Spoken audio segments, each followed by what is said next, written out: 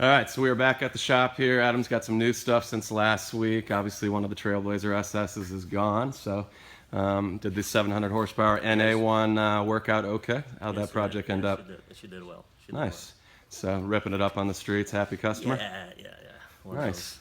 And look what we have here today for all the Jeep SRT fans out there. We have a Jeep just like mine, but with a racing stripe. Why don't we comment on the racing stripe below? Let everyone know if we like it or not. I'm not sure that I would put it on my Jeep, but not hating on anyone out there that likes it. So put in the comments what you guys think. But this bad boy is getting a RIP supercharger. It was one of those stories where basically it came from a couple shops in the Chicago area that couldn't install it properly, couldn't get the car tuned or running, which is kind of mind-blowing if you think about it, considering this is an off-the-shelf kit that really should be installed by anybody in their garage, wouldn't you say, Adam? Yeah, simple plug-in, so to speak. Yeah, so that's what they're doing here. Pretty big, nice-looking intercooler right there, I guess, for the RIP kit. Obviously going to be a Vortec centrifugal supercharger setup, belt-driven. Kind of a small unit. What is this, a P1, is it? I'm not exactly sure, honestly. Yeah, no biggie. That's probably the RIP kit. I'm not sure if it, yeah. The V3, yeah. okay. I'm not sure if it's their Gen 1 or Gen 2 kit. It's got to be it has to be the later model. Yeah. So I know there's been quite a bit of talk on the internet about what people think about these kits, but obviously they make power and yeah. Overall, it's not a bad kit. Yeah, I think for a basic kit, it's not it fits well. Good fitment, which is key. Yeah, for the most part. I mean, you got to be a little creative with it, so yeah, a little bit of a common sense, goes a long way here. Yeah. But yeah, overall, it's not a bad kit at all. If people are asking what sort of pressure this thing is going to push, by red line, it will see about 8 to 9 pounds of boost. Okay. We're talking about 6,300 RPMs. Excellent. Now, what are you guys using to tune this bad boy? What comes with the RIP kit? It comes with its own ECU and Intune, which I believe is a off-the-shelf tune from RIP. Okay. Is that a Diablo Sport that it comes with? Diablo Does that Sport, sound right? Yeah. We're gonna but you're going with HP tuners because that's what you prefer to tune on, and you've had a lot of success, obviously, with the we got a lot more control over it than what CMR software is, but haters will hate, so. Yeah, and for those of the folks out there that don't know who Adam is or what AD Motorsports does, he has two of the fastest second generation Grand Cherokee SRTs, much like this one, in the world today. So if you haven't checked them out, check it out on Instagram and Facebook for sure. Leave some comments below for Adam if you guys wouldn't mind. But maybe, Adam, we could spend a minute or two talking about why you think HP tuners, specifically for things like the TCM and PCM, in terms of your preference. TCM is, we're currently the only people that have software for it. Mm-hmm. I'm not sure if I was supposed to say that or not, but don't tell anybody, internet. We're the only ones that can actually get into the 8-speed ECU and make changes to it. And that has taken us from 1180 passes to 11.1 on the stock transmission, junkyard transmission, mind you this. Wow. So yeah, we can unleash quite a bit of power that this motor can put out. And as far as drivability, it's logging is next to none compared to a CMR. CMR is an older software, which it's good software. It's just it's user preference at this point. So we've had very good luck with HP tuners, and it seems to be more of a written out as a standalone versus kind of language that gets quite confusing, and there's no support for it, kind of thing. So support's key. Yeah, it's even though you can see the tables, you don't know what they are because they're not opened up in a way. It's X and Y, but you don't know what the X and Y stands for. So where HP tuners has gone above and beyond to to open all that stuff. So yeah, that's why you prefer it. Yeah, I prefer that. What's the data logging? You mentioned data logging, which I know from doing a lot of it on my Evo over the years. All the sensors on the motor, we see just about everything that that ECU is seeing versus CMR. It's only certain parameters that get kind of confusing at times as well. Okay. And the drivability is almost impossible to set correctly with a big cam and giant 2000cc injectors. Exactly. And, it gets quite tricky where on the HP tuners you can do full map with the drivability, truck driving like stock in 30 to 40 minutes versus hours and endless amount of logs. Yeah. With, CMR. So well, that's great news, especially for me, because we will be running HP tuners. Yeah. For everyone that doesn't know, on my personal Jeep SRT build, which once again, this is not mine. Notice the racing stripe right here, not mine, or the rip kits. So wheels are slightly different on yours too, aren't they? yeah, I do have different wheels. Yeah, I exactly. got the 22s on the Mopar lowering springs and the two-piece floating rotors, and mine's a lot cleaner too. But yeah, actually, this is a daily driver. Yeah, exactly. But anyways, I thought we could maybe spend a couple minutes and talk to Adam today about the details on the actual turbo kit. I know we had mentioned previously that we were going with the 82 millimeter Borg Warner setup, but I thought today we could actually take a look at the parts real quick. Sure. I know Adam's got a few of them here, and then we could talk about what's going on in the car and how it's going to come together, and then maybe timeline as well. So let's take a walk in the office here. Another shitty ass fucking day in Chicago, as you guys can see. It's supposed to snow today, so fun. I feel like I say that in every video. All right, here we go. So we have a few parts so far. So obviously first we got the massive 4.5-inch intercooler core. Yeah, we're going with Treadstone for pure fact that it seems to be the biggest intercooler we can fit on the front end of it. Thickest wise, without literally chopping up the truck in the shreds, where we end up modifying the end tanks and brackets obviously, but we get it to the point where it bolts on, such as rib kit, and we're going to a 4.5-inch because for the pure fact that it has less restriction flowing through. Even some of the fastest cars, they use a 6-inch cores nowadays, with being 12-inch tall, and people will say, well, this doesn't flow any, which is true. It's basically a heat soak. We're using this as a radiator at this point. So, your average pass will last 9 to 10 seconds. Yep. This thing will not get that hot, even though we won't see much air going through it, just because of the pure size of it, and the area will absorb the heat. So. Yeah. Awesome.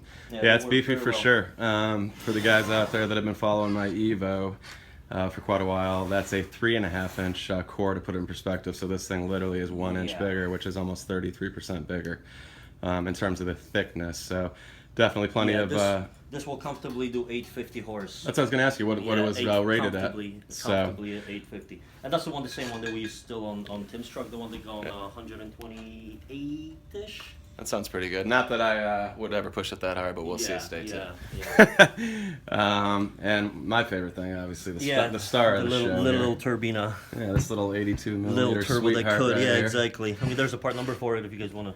Yeah, so the internet, anybody wants to see what it's all about, but this is a Borg Warner setup, which I like. I also billet 82 mil. Yep. So billet wheel. What size exhaust housing? It's a 1.25 and it's a 87 mil exducer on it. Cool. We can't physically fit a bigger one in there without, again, chopping up the truck into shreds, and engine bay space is limited on the second gens. So a lot of people will say, well, this is choking it down. Actually, it's not, and makes it very drivable.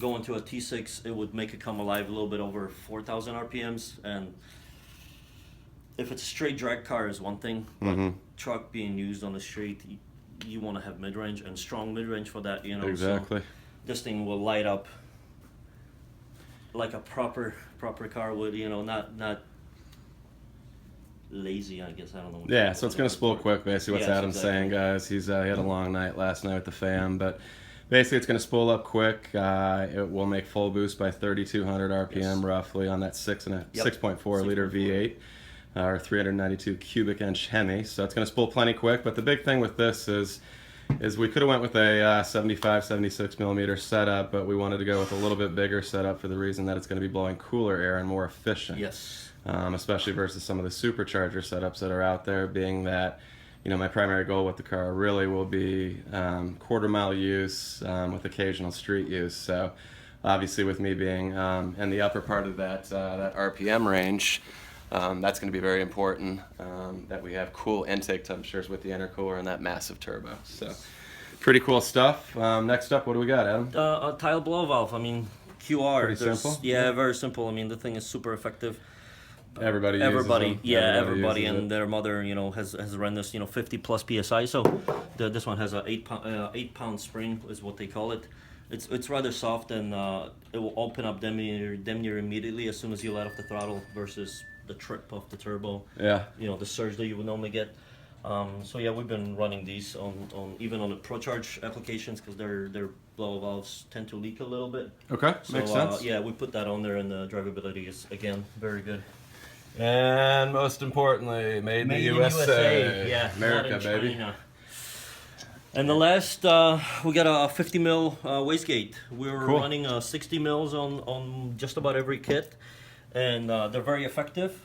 What we have seen is that a boost will come on hard in the mid-range, and then the top end will disappear, I would say. Let's say you're running 12 pounds of boost in mid-range, at red line you come down to about 9 psi, and it's for the surface area that the valve is getting pushed on by exhaust. Okay. So with the 50 mil, it will control this without any problems, and it should maintain well, I know it doesn't should.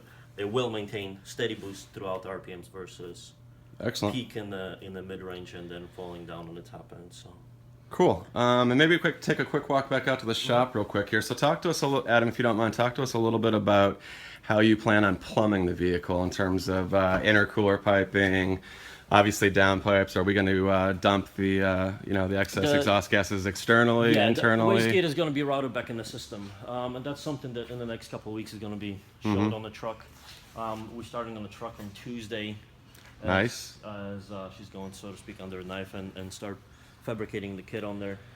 Pump has been done already, the E85 pump, but that makes no difference. Stock, just so you guys know, stock pump on the SRT8 is a 400 pump, Oh, really? and you didn't can get know that. away with running E85 for a short period of time till it starts to die off. Because of the corrosive Yes, properties exactly. of the 85. So Yep, if the yep, pump's yep. not E85 capable, which Yes, not all of them yeah. are, believe it or not, internet. There's different pumps. For example, Walbro Yeah. can make the same 450 They're exactly pump the that's same pump. 85 and non-85. Yeah, it's the so- material that they use the propeller out of. So Exactly.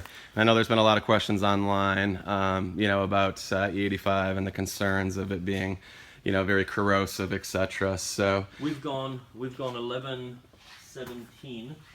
if I remember correctly, on a completely stock fuel pump, using a C16 and a VP import mix. Nice. We're using a VP import to basically save the motor. Mhm. And that was at 11 pounds of boost with the built trans at that point on the stock engine on a 75 mil, about 12 pounds of boost. nice. And the truck did 2 passes at 11:22 and then 11:17 at about 121 miles an hour. So not slow. Not slow, and that was blowing through a factory exhaust system. Yeah. Factory exhaust system too, even better. So yeah, the factory exhaust system is pretty good, Yeah. but obviously doesn't have a rumble or anything like that. This thing will be quieter than stock with a turbo on it, because obviously turbo it reacts as a muffler, Yep. takes all the resonance out of it, shoots it out the exhaust. So to Yeah. speak, So we have a little bit of a sleeper, is what Adam's saying. I believe. it should be a bit quicker, a bit quieter. Sorry. Yeah, my big hope, honestly, folks, for everyone out there is to be that guy that you pull up next to the, at the stoplight that looks No like I idea. got a regular Yeah. Grand Cherokee that has the stock exhaust and sounds quiet, and then once I get into it, it's nasty, and he's gone. So- Yeah, Timmy was racing a couple of years back, was racing a 600 from a dig from a light with his girlfriend in the car. Fucking put buses on this dude. The dude had no idea what was happening. Bus links And are this always a good thing. Yeah, and through a stock exhaust, the thing just sounded stupid. So, That's awesome. Yeah, you can surprise a couple people here and there. Well, cool. Well, once again, we're going to wrap this video up for now. Adam's been gracious enough to give us 15 minutes of his day, so everyone thank him for that. But once again, this is not an off-the-shelf kit. Adam himself right there, owner of AD Motorsports, will be fabricating everything from start to finish. You guys can kind of see some of the stuff in the background in terms of piping and, pipe benders Yeah, and old machines, but they welders do and well. everything that you'll need. And if you thought he wasn't the real deal before, check out this sick-ass old Evo rally car. So he's an old Evo rally guy back in the day as well, and has quite a bit of experience with all sorts of different platforms and racing. So much more to come with Adam at AD Motorsports and my badass fucking monster of a turbo Jeep build. If you guys like this shit, subscribe. And See you in a couple weeks. smash that like button, and we'll see you shortly. Yep. Peace.